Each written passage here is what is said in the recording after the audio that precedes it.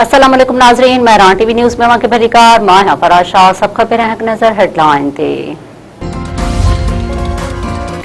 नायब वज़ीर आज़म इसहाक़ डार जी शंघाई ताउन तंज़ीम के परॾेही वज़ीरनि सां गॾु करगिज़ सदर सां मुलाक़ात, इलाक़ाई आलमी सूरतहाल ऐं शंघाई ताउन तंज़ीम के किरदार ते ख़यालनि जी ॾे वठि।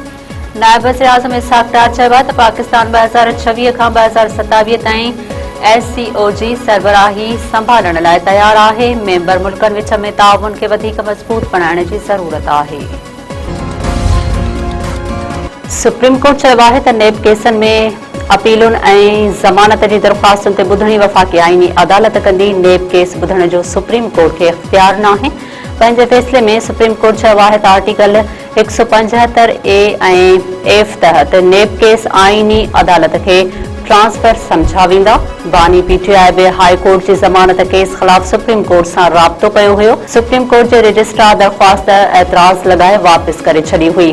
बानी PTI ख़िलाफ़ नेब केसनि जी ॿुधणी बि वफ़ाक़ी आईनी अदालत कंदी। सिंध जे मुख़्तलिफ़ इलाइक़नि में अॼु किथे हल्की ऐं किथे तेज़ बरसात जी अॻकथी। कराची, हैदराबाद, ठट्टो, बदीन, थरपारकर, दादू ऐं ॿियनि इलाइक़नि में वसकारे जो इम्कान। पंजाब जे दरियानि में चाड़, खानकी बैराज ऐं चिन्यूट पुल वटि वॾे दर्जे जी ॿोॾ। मराला बैराज, कादराबाद वटि विचोली, तरबेला, कालाबाग, चश्मा, तोनसा ऐं नौशहरा वटि नंढे दर्जे जी ॿोॾ।